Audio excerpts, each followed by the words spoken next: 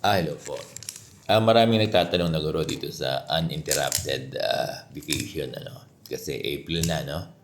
Next week ay April na, di ba? Kasi dalawang buwan yan.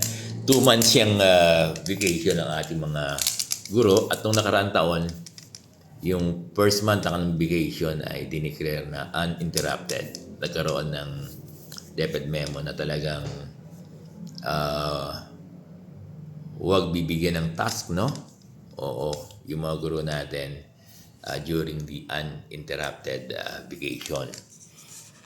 Ngayon, tinatanong ng mga guro kung magkakaroon pa ba ng DepEd memo. Alam nyo, dear teachers, kahit naman walang DepEd memo, yan naman talagang vacation ng teachers ay uninterrupted naman. Diba? Uninterrupted.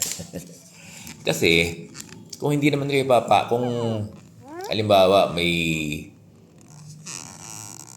halimbawa nire-request ka o nire-require kayo mag-report sa school ng mga buwan na ito, no? April and May.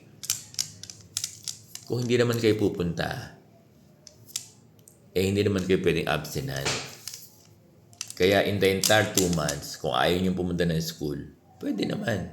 Wala nang problema eh. Kung ayaw nyo pa istorbo, pwede. Dahil hindi naman kayo absent.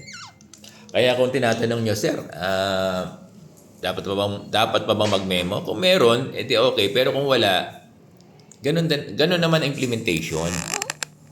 Diba? Starting April 1. Kaya lang April 1, dear teachers, naka-indicate doon sa DepEd calendar na issuance ng card eh. Yun lang. Kasi nakalagay na yun, hindi naman binago ng DepEd. Kayo dyan, Sir Bong, pinaliwanag ko sa mga teachers natin kasi technically March 31 yung end ng school year. Kaya parang seemingly parang hindi tama na magbigay ng card before March 31. Di ba? Kasi March 31 kasi pwede pang mag-deliberation doon sa grade ng mga guru, ng mga teachers, ng mga bata kung ipapasa o hindi. Pwede naman kasi till March 31. Kung magbibigay na kayo ng early March 31, edi kawawa naman yung bata na gusto nyo pang i-deliberate na makapasa. Kaya you have still March 31 para mag-deliberation kung ipapasa yung mga bata. Pwede yun eh. Oo. Kaya dapat ang pagbibigay not early March 31 kasi may mga nagsasuggest dapat daw ibigay ng before March 31 o March 31. Graduation yan eh. Sobrang busy nyo dyan, dear teachers. Kaya itong mga week na to, sobrang busy natin. Di ba? Kaya, mahirap ipatawag. Kasi ang issuance of card, pinatatawag natin yung mga magulang eh. Kaya okay na rin. Sinasabi ni Sir Bong, okay yung April 31. Although start na yan ng vacation. Sir, pwede ba kaming hindi pumunta? Naman, kung wala kayong gagawin ng April 31, April 1, hindi naman kayo advisor, di ba? Pwede. Sir, paano po kami mga advisor? Pwede po ba kami maghingi ng leave service credit? Yes! Pwede. Kasi vacation yun eh.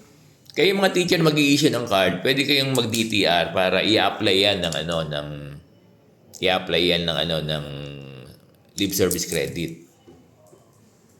Kaya lang sa leave service credit dapat maka 8 hours kayo bago kayo magkaroon ng isang leave service credit. So ganon. So kung tinatanong nyo, Sir Bong, aantayin pa po ba namin yung uninterrupted memo kahit wala na? Bakit? Kasi from April 1, di ba? Even May, kung ayaw pumunta, hindi ka naman din absent eh. Kasi ang DTR, magko-commence yan, yung opening sa June. Ganun yun. So, naiintindihan ba ng ating mga teachers? Kaya lang, meron tayong tinatawag na advocacy kasi may mga urgent matters. Ako bilang principal, sinasabi ko ito. May mga urgent matters, may mga compliance tayo sa division office, minsan. Di ba? Nakailangan ng principal, ng mga focal people, teachers natin. Kaya nire-require silang pumunta. Kahit naman nung uninterrupted, may mga cases din na very urgent na nare-require natin o nare-request natin. Pero sana yung mga division natin, DepEd, ay yung mga division natin in particular, ay wag nang magkaroon ng compliance kahit dun man lang sa first month ng vacation ng teacher para hindi na natin nare-require yung mga teachers na pumunta. So again, dear teachers, anong gustong sabihin ni Sir Bong dito sa topic natin ngayon? Na hindi na kailangan ng DepEd memo para sa uninterrupted vacation natin. Wala pala kami, no? Kasi kung hindi naman kayo magre-report at hindi kayo pupunta sa school, hindi naman kayo absent. Kung ayaw nyo, gusto nyo i-insist na mag-stay lang kayo sa bahay, you can do it. Di ba? Walang pipigil sa'yo. Hindi ka absent, present ka. Di ba? So, yun lang.